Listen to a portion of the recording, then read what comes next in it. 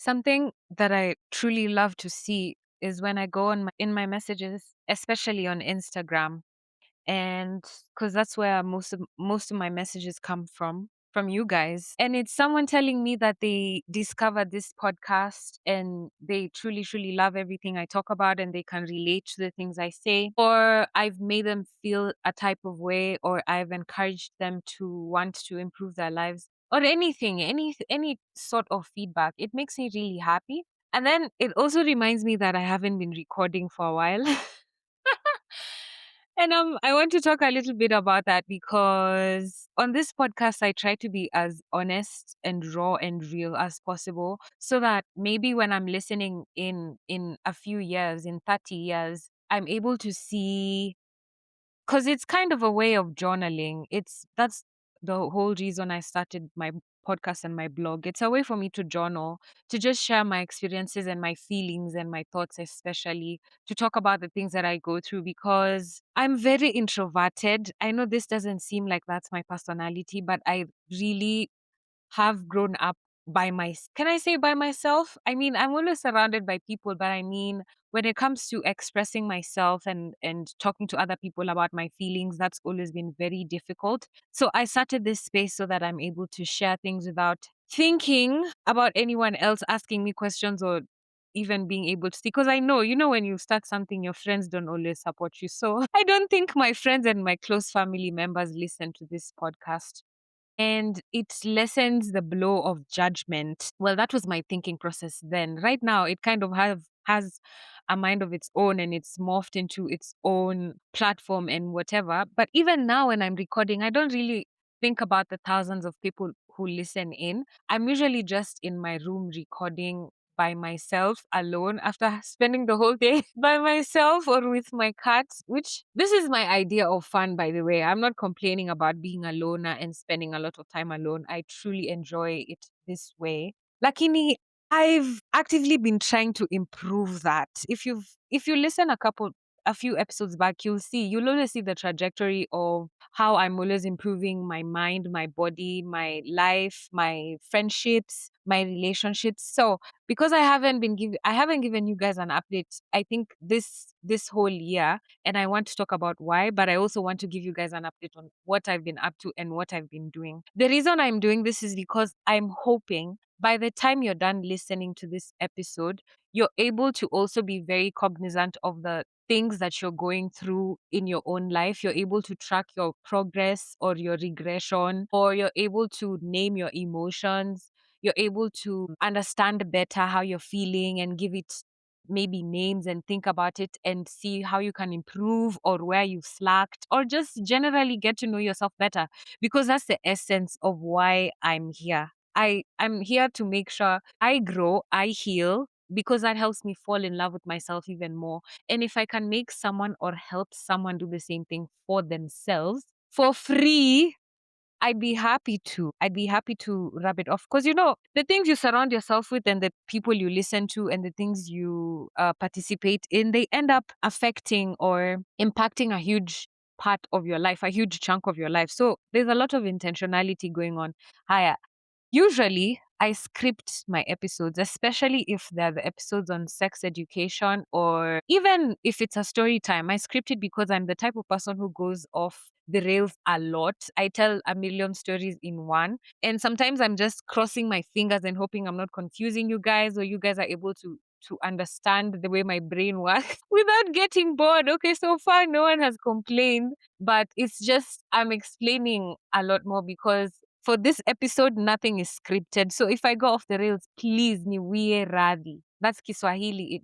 It means please forgive me. Like, be patient with me, be kind with me. This is just how my brain works, and I might want to share a million things at the same time, but I promise we'll always come back to the point. I always remember what I was trying to pass across. So, to be honest, 2026 has every year for me. I always tell you guys, every year for me is always better, because I feel like I always get hotter, richer, sexier, more beautiful, more intelligent. I fall in love with myself more. That's something that's always consistent, because I'm always working on myself in some ways. Socially, like, I'm always trying to put myself out there, make new friends, leave my house because I'm someone who cocoons a lot. I hide in my house. And because of this, because I know this about myself, it's important that I keep a routine so that I don't fall into staying by myself too much. Pia kuna effects za kukaa. I'm sorry, I'm speaking Kiswahili for my non-Kiswahili speakers, but I just have to be myself and speak the way I always speak. I speak a lot of Sheng and a lot of Kiswahili,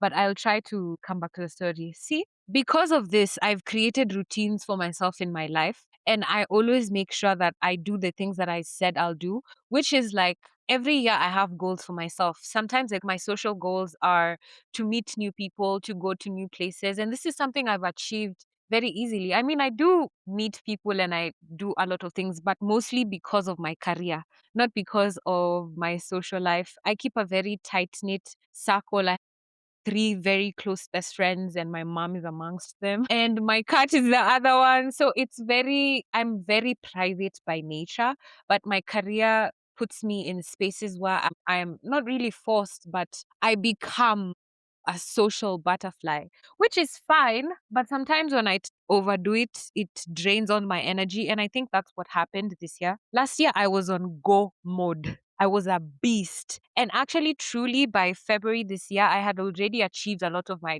2026 goals already. But then I just started to slow down because first it started as rest. It just creeped up on me as rest. And then I think I fell into some sort of depression. I've told you guys, I've spoken on this podcast about PMDD, PMDD, that something that I've been going through since 2025, I think, of October, 2024 of October.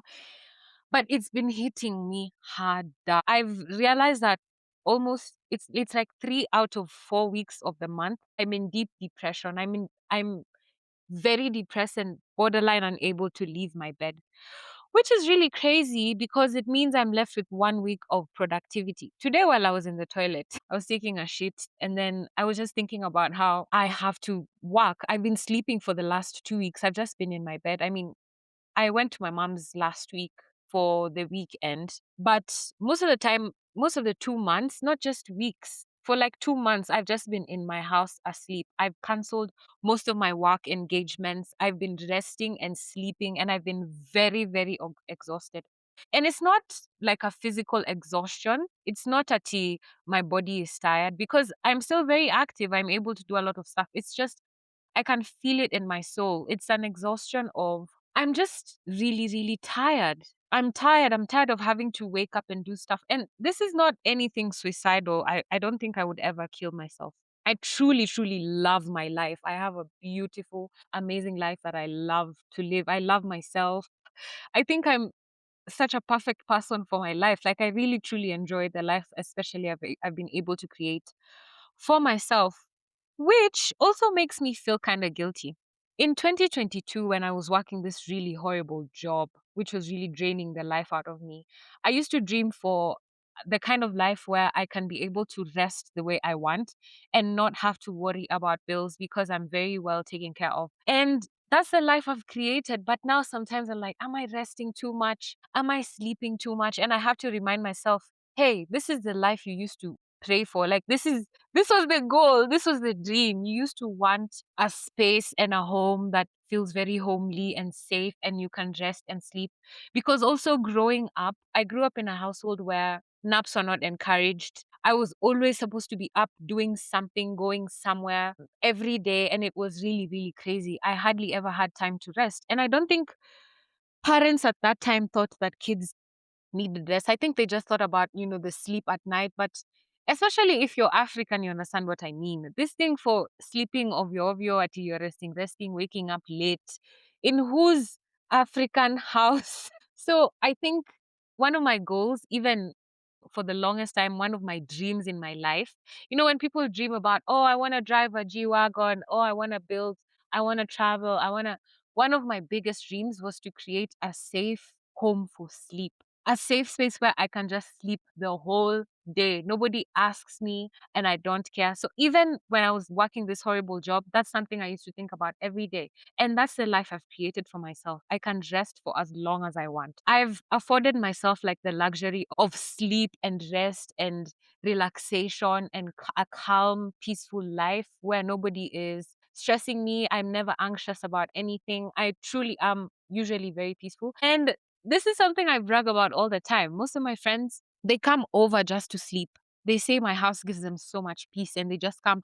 I have friends who come over, they don't even speak to me. They just come, take a shower, cook or eat if I've cooked something and relax and take naps and sleep. And I'm happy to be able to create that space for everyone else around me because it's like, yeah, that's one of my goals and something I've achieved.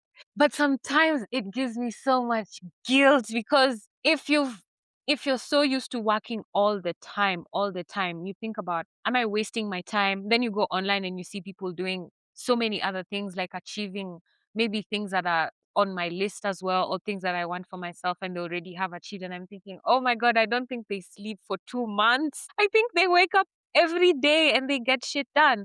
But then I have to remember that now, that coming back to what I was talking about when I was taking a shit earlier, I was just thinking about how this patriarchal system doesn't allow for like women to enjoy, because I feel like the systems are made for men. You have to wake up every day on a 24-hour clock, wake up, go to work, come back, sleep. But that's not how women's bodies work. Like, every week we're a different person. Every week, there's weeks I'm so depressed. There's weeks I'm barely able to get out of bed. And listen, this is coming from somebody who's happy. This is coming from somebody who's relaxed. Like, I have everything I want. I am comfortable. I have everything I need. I am okay. But I'm struggling because of my hormonal issues. Not really issues, just me being a woman. Every week is so different. There's weeks I'm so depressed. There's weeks I have high energy. There's weeks I feel good about myself. There's weeks I hate myself. I hate the way I look. And listen, again, this is coming from me who's absolutely obsessed with myself. So you can imagine there's someone somewhere mashinani who has no idea what their body is even going through, all the changes, because nobody's talking about the hormonal changes. Nobody's teaching women and men about the differences in our cycles. Nobody's talking about it now. And I was just thinking about, this system is so unfair. It's so unfair, and I'm really struggling. Today is on a Monday. It's the 18th when I'm recording this.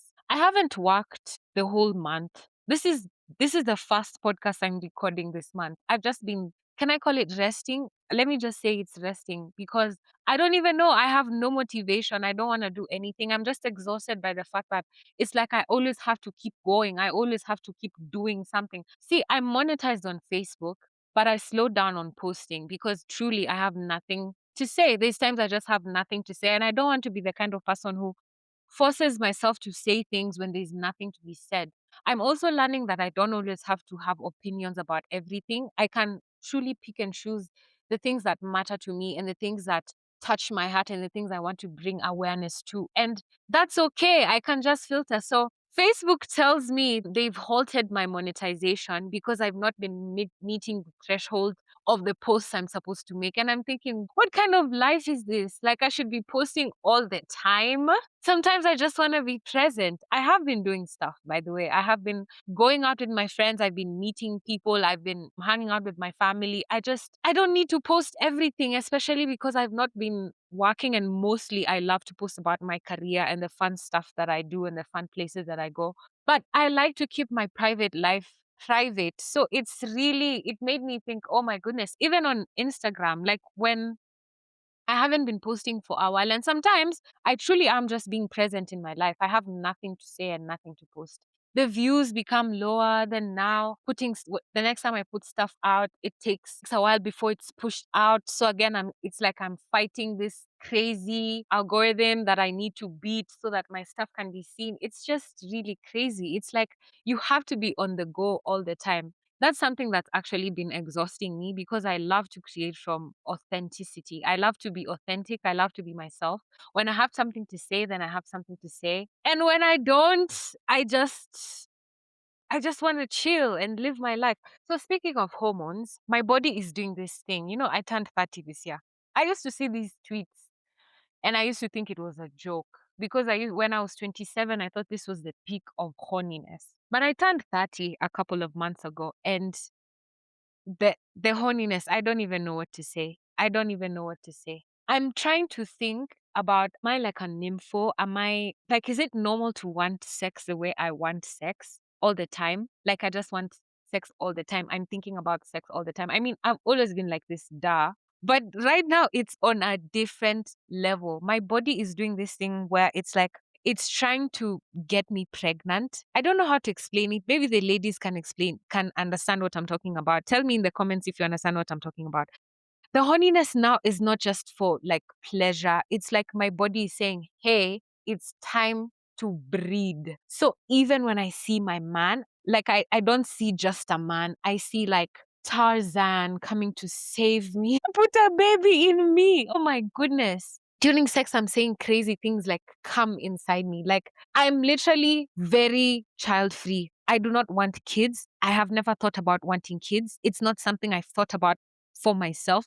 But right now, even the way I'm thinking, the way my body is telling me, it's just saying, okay, why don't you just try? Why don't you just try once? Why don't you just she'll give it a shot? Why don't you try? And then you can decide later if maybe this is, but I'm like, if the kid is here, how am I going to decide? How am I going to decide if the kid is already here? So I don't know why my brain is doing this or why my body is doing this. And then I think I'm also getting really hotter, like my body is getting really, really sexier.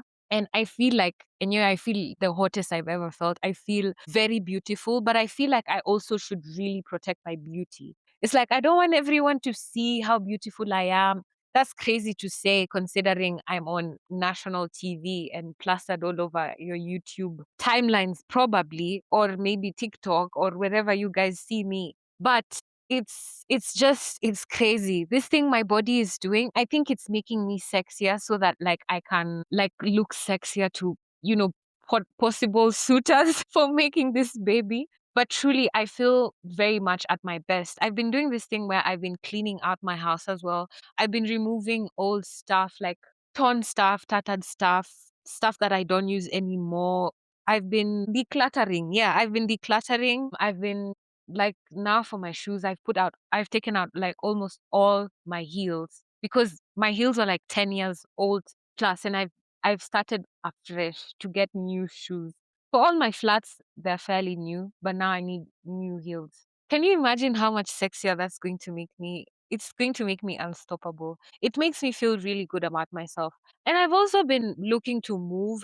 I'm trying to move houses. I want to start over. Actually, about moving houses, I've been thinking, should I move houses or should I move countries? Because I feel like I need a fresh start. Like I want to start afresh, and I don't know what is going to give me that feeling of just, I need something new. I think that's what my brain is trying to say, like a baby or like a husband. I don't know. I don't know. Most of my friends have been getting married intentionally, and it's scaring me a bit because I'm thinking, I mean, I thought it's something I wanted, but then I'm going to record a whole episode about it, just talking about it. But I keep wavering between like, what do I want? Is it that my brain just wants something new, or do I want to do just something for a dopamine hit?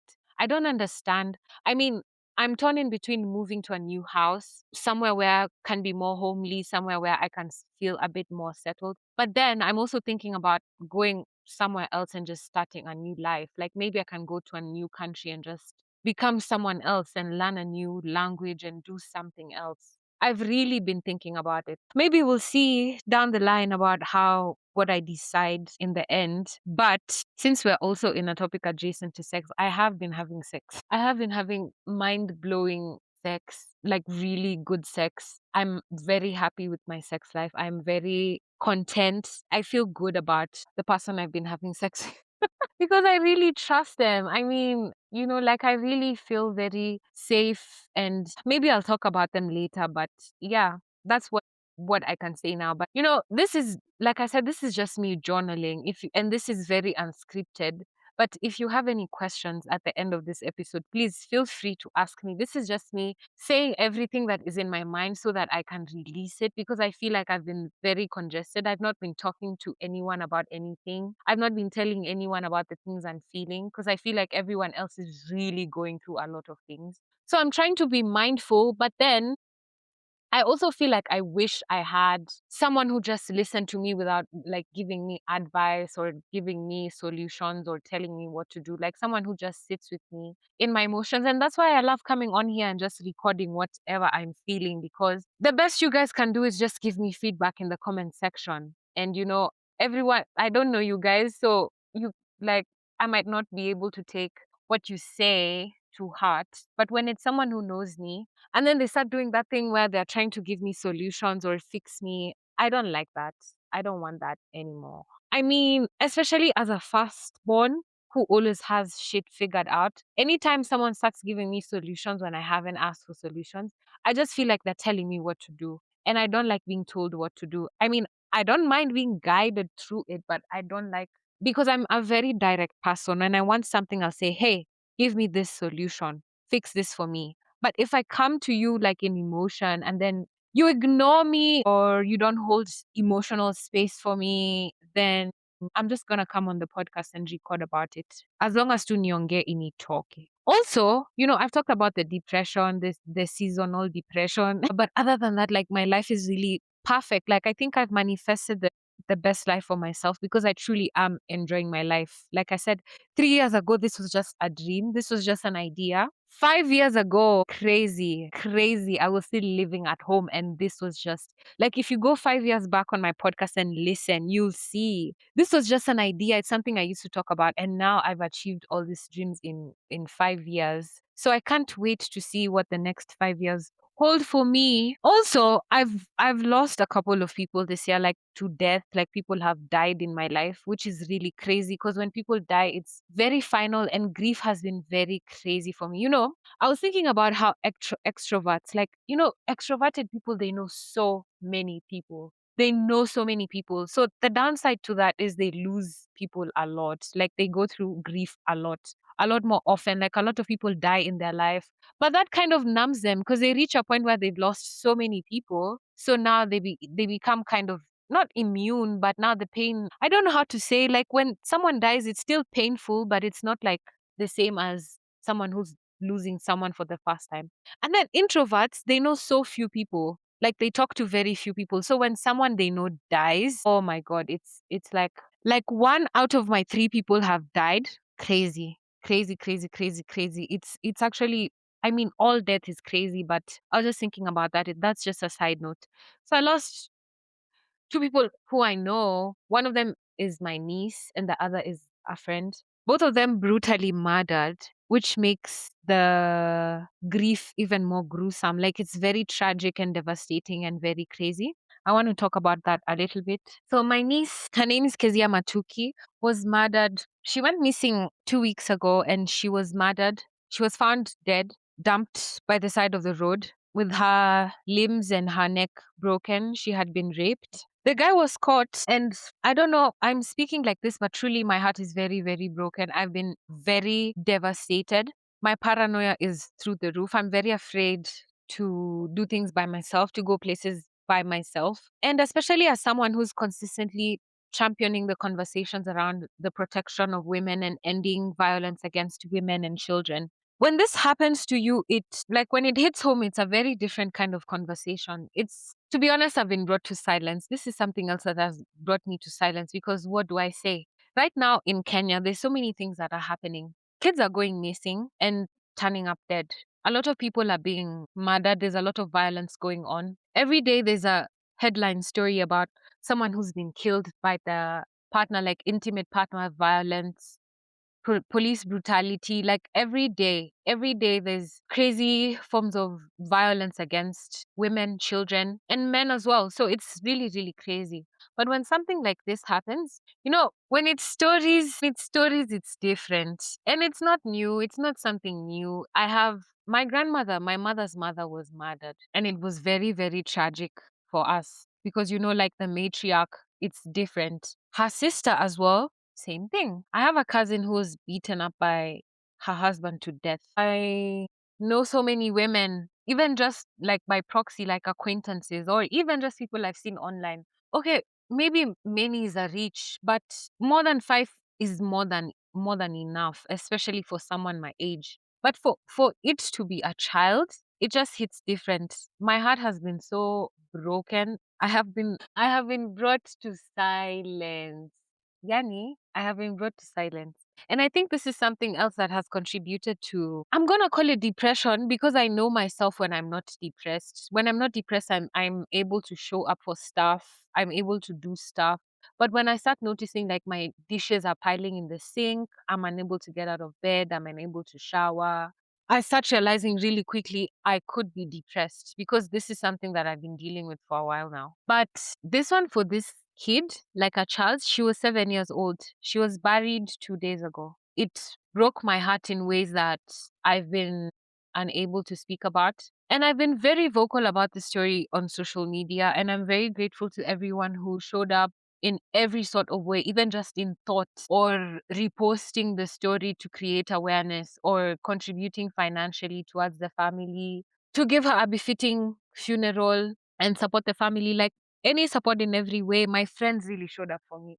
The people that I love, oh my goodness, they really showed up for me. And that was a real moment of reassurance that I loving myself has pushed me to picking people who are actually really good for me in my life. But that's one person that I lost. Someone else is Miles, Joe Miles. This was also another headline. He was murdered and dumped by the roadside in Naivasha. This was a really tragic story, very shocking, very absolutely shocking. I don't want to talk more about it, because talking about such things make them very, very real. And maybe that's what we need to do, but I don't know if I'm at a space where I'm able to accept. I don't know, my brain just processes grief very differently. Like, when shocking things happen to me, it doesn't hit me until real later. I'm usually very delusional, and then when it hits me, it's like it's been a while, and then I'm gonna. But either way, the grief is real, and the pain is real, and the disappointment is real, and these are parts of the things that have. Yani, I've been feeling very defeated. It's brought me to silence. It's almost as if, what more do I say? How do I, like last week when I was driving to Citizen TV in the morning for the Daybreak show, and I woke up early that morning, and I did my makeup, and I got dressed up, and I left, and I was wearing new clothes, new shoes. I was feeling really good. I was looking beautiful. And in the car, I almost broke down. Like, I was holding in my tears because I had done my makeup and I was going on the show live in like 10 minutes. So I had to hold my tears till after the show. But while I was in my semi breakdown, I was just thinking about how dystopian is this? My niece was murdered a week ago, and I have to go in for this show. Okay, not really have to, but you get me. I mean, I don't have to do it, but I'm driving into work to go on TV to smile. Like, I've done my makeup, like the world is just going on. Everyone else's world is going on while my heart is literally shattered into a million pieces. And nobody knows. Like, the other drivers on the road who are cutting me off didn't know. Like, no one knew what I was going through. I mean, of course, people know, like the people I've open up to, but you know what I mean? Like, especially the audience, they're just watching and seeing, oh, that's a really happy girl, or that's a really smart girl. But my heart was really broken the whole time, and still is. So that's something I'm trying to heal from. And all these are reasons, excuses, whatever they are. These are all just things that I've been up to and things that I've been feeling that have caused me to take a step away from recording for a while, both from DWJ and here. I've just been on a long hiatus, a long break, because I needed to gather myself and just think about the next step. Like, what do I really want for myself? What do I want to do next? Are the things I'm doing now, are they the things I want to keep doing? Do I want to do new things? Am I ready, like, for my next? What am I even doing? Like, just thinking about all that, and then also taking time to heal my body and my mind and my heart and just rest, because it feels very disingenuous. And if there's something I don't like to do, even if I'm just recording for like the educational episodes, I don't like recording when I don't want to. I like recording when when I feel like, oh, I should record. Because now I was just chilling and then I said, my goodness, I should just record. And nothing stopped me. Usually I'd say, oh, I haven't scripted, oh, I haven't, but I was like, let me just record whatever I get to say. That's what I'm going to post up and that's what I'm going to share. It's more authentic when I'm able to be myself without fear. So I'm in a space in my life where I feel like I'm always in this space where my life is amazing. I truly, truly am happy. And I love saying that because not many people talk about like their lives being good. Watu ukoaje, they say fine. They're a bit dismissive. People don't like sharing their joy. And most times people love talking about like the sad things, complaining about the bad things that happen in their lives. And that's fine. But I like talking about how my life is really, really good and how happy I am and how everything is working out for me, because it truly is. I mean, there was a time where I was in a season where I was hoping and wishing I could get here. So now I have to keep giving myself and everyone who's listening to me the reassurance that it does get better. Like life does get better. Things always work out in the end. The relationships, the money, the life, the things you want to buy, the places you want to go, it always ends up working out for you if you just keep working on yourself and loving yourself throughout. Because when I'm talking about healing and growth and loving yourself, I think people assume I never go through shit. Like my life is always just happy or I'm always okay. And that's partly my fault because I never present weakness and I never ask for help and I never show anyone when I'm struggling. So I understand how that can show, like even for the people around me, because sometimes people will ask me, how are you? And then I'll tell them because I'm very expressive. I'll say everything I'm going through in a long paragraph, but they can't handle it. They'll not be able to sit with me in my feelings, or they'll so it's just I like to be able to show people that even through the bullshit you can still be able to notice the good things that are happening in your life. Right now my cat is digging through my closet and throwing everything on the ground, and normally I would stress about it because I don't like my clothes on the floor. But then I'm learning to be very accommodative because this is also his house and he needs to feel very comfortable playing. And ati he, sorry, I meant she needs to feel very comfortable playing and doing whatever she feels like doing. Like she's walking away, she just dropped all my clothes and now she's walking out the room. So I need to make her feel comfortable without also restricting her, because it's her house as well. And I need to learn patience and kindness and grace towards every sentient being. It's something I'm doing intentionally. But hey, I just needed to talk about how even though I may be feeling some type of way, and listen, it's not like I don't go broke or I don't go through grief or I don't get sad or I don't go through breakups or I go through all these things while simultaneously being able to acknowledge that my life is really, really nice. I have peace. I have the luxury of time. I have a very regulated nervous system. The reason I'm able to be very happy and grateful and enjoy the good things that happen to me is because I'm intentionally creating the life that I want for myself. A very calm, peaceful, slow life that just makes me feel safe and loved. And most importantly, I'm able to show up for myself in the ways that I need to, because we also need to unlearn dependence, like depending on other people, outsourcing our emotions,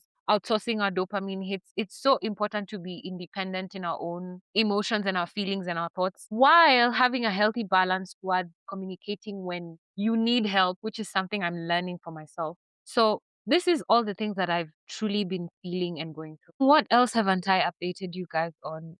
Career wise, I'm still thinking like what I want to do next. Relationship wise, I'm still thinking like if I should, like, what, let me, you guys, maybe I should give you, I've talked about one of my proposal stories on the podcast a couple episodes before this one. And I've been proposed to 3 times, 3 or 4 times. I think 4 times. I can't remember. And maybe it's time I tell you guys about another story. Sometimes I think about maybe I should just get married for fun. Like maybe I should do like what the heck, you know? If someone asks me, I should just say yes. and then do it for fun, like just to say I did it. There's this guy, let me give you guys Udaku a little bit before I leave. There's this guy, is a maybe if I tell you who he is, if I give you a description, you'll be able to find him. But there's this billionaire guy. Hmm? He's madly in love with me, but he's married. He has a wife.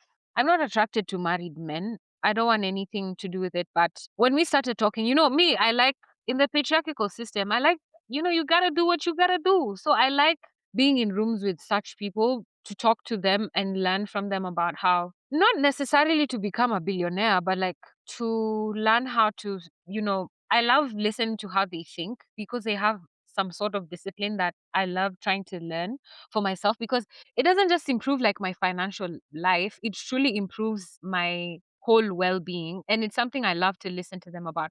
And it's not just about the routine, it's just about also the habits, like the things they say, the things they do, the places they go, the experiences they have. They always have a lot more exposure because they've eliminated the fear of money, which is also another episode I will talk about. I want to talk about women and money. And I love talking to them and listening to them, especially someone who's trying to heal my financial wounds. So, this guy, when we started talking to him, I wanted him to invest in some business I was thinking about venturing in. And he said, okay, bet. You know what? I'll give you the money. You don't even have. First, he told me, go get the business plan ready, get everything ready, pitch to me. Well, and then we'll think about it. So during the pitching meeting, you know what this guy tells me? He says, I'll give you the money. I don't want you to overthink about it, but I want something in return. I want you to marry me. I want you to be my second wife. This is last year, 2025, last year. I want you to be my second wife. And I said, what? What? You want me to marry you? And honestly, he's very, very wealthy. Of course, I consulted my friends. I asked my friends, what do you think about this? Some of my friends are like, it's just a marriage. It's just a marriage. You can be divorced by 30, just marry him, or by 35, before 40. Marry him. It's a contract. Get what you're going to get. Do what you got to do, and then you can bail after that. Others, of course, my more mature friends, or my more morally upright friends were like, don't do it. If you don't love him, if you don't want him, because what about when he starts saying he wants a kid because Nini, you need to sign prenups, blah blah blah blah blah blah.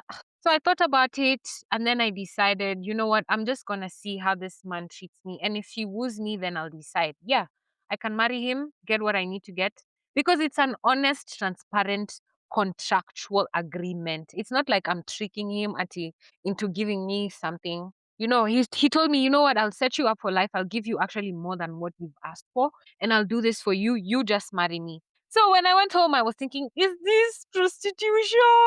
But anyway, that means like every married person then is doing some sort of prostitution, because like if you call what I was about to do prostitution, then it means everyone who's married is a prostitute, because ultimately, see, we're trying to grow and love each other and like build each other. Anyway, clearly I'm not married, but that story, we didn't date or anything. He wasn't my boyfriend or anything. We had, I thought, I don't know why I keep thinking I can be friends with men. I thought we had a friendship going on until he revealed his true emotions. I mean, I do like the guy. Like, I really enjoy his company. We have so much fun and we always laugh, and it's always so amazing to hang out. But other than that, I just felt like if he wanted to help me, he would have just helped me, because truly, if you compare what I was asking for to his fortune, it was just a drop in the ocean. A drop. Like, it was like pocket change. He was never going to feel anything. But it's okay. It's his money. I'm not entitled. It's fine. I asked for what I wanted. He asked for what he wanted. Very fair, if you ask me. Hiya. Yeah, what else? I don't know if there's any update also. Like, I've really just been enjoying my life. I think now I have the energy to get back into work, I think. So I will try my best to record more episodes. I say this because I see all the messages and people telling me, why haven't you been recording? Where did you go? What have you been doing? I want to be a bit more. I mean, I always am intentional. I don't want to record anything when I don't want to. I want to record when it feels very natural for me. And when I'm able to share and I feel like sharing stuff. I hope Okay, my what is my agenda for this episode? My agenda for this episode is to show you my vulnerability and to just be honest and to say how I'm really feeling. And I hope by the end of this episode, which is now, you're going to be able to actually sit down and think about the things that have been happening in your life. Think about if you've been able to be a bit more grateful. Think about if you've been enjoying resting, if you've been present, if you've been loving your life. Have you been making more intentional decisions about yourself?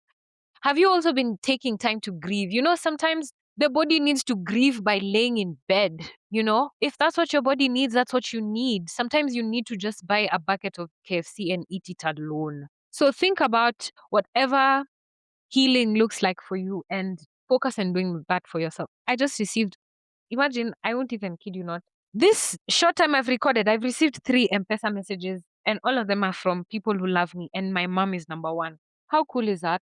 I really truly am loved. Yeah, keep speaking like good words towards yourself and keep loving yourself more and keep taking care of yourself. I want to go back to taking care of myself. To be honest, I haven't been, but right now I'm on a very serious hair care journey. I'm trying to grow my hair a bit more. My hair does really well and it grows really long, but now I had fried it and I'm trying to recover because I want to wear it out more. I want to wear it out long and I want to show my curls off as well. So yeah, that let me tell you, yesterday, is it yesterday or today when I was changing into my data? Oh my goodness, I saw my body. I looked so sexy. Like I caught my body in the mirror and I realized I actually haven't been looking at myself in the mirror. I have not been looking at myself, which is so crazy because that's how I know I'm depressed because I'm so obsessed with myself and I'm always looking at myself. So to realize I haven't been seeing myself, but anyway, I caught myself in the mirror today and I realized how sexy I've become. And it's true. I just feel really, really sexy. And I feel my energy and my mojo and my happiness coming back. And yeah, my hope for you is that you're able to do the introspection in your own life and you're able to love yourself a bit more. Be vulnerable, maybe take this chance to record something. If you not really necessarily record, like you can journal or just think about your life and love yourself a bit more. I know times are tough. People are really struggling financially, especially with these hikes in fuel and everything. Everything's just so crazy. Like even being able to afford a decent life is crazy. But my message is, I don't know, maybe this is again another episode I'm supposed to record on toxic positivity. Maybe I am toxically positive, but the delusion helps me stay afloat. It really does help me stay afloat. I'm always able to notice the good things and the happy things that are happening in my life way easier. And that makes my life much better. So I hope you're able to do this for yourself. Anyway, I've talked a lot. I've out talked everything. I think I'll just edit this and maybe put it out by tomorrow so that it's timely. And then I'll start recording the educational episodes on love and orgasms this week. Please follow me on social media, Love and Orgasms, Roberta Bobby everywhere, and watch me every Tuesday morning on the Daybreak Show on Citizen TV and on Heartfelt with Bobby on Dialogues with Jagger on YouTube. Follow me, ask me any questions. I talk about sex. I do a lot of sex education. Teach people about intimacy and relationships. And I teach people how to love themselves. So if that's something you're looking for, please follow me. This whole hour was just a yapping session for me to just talk about the things that are going on in my head. I don't know if I've overshared, but I think that's the point of this podcast. Anyway, bye.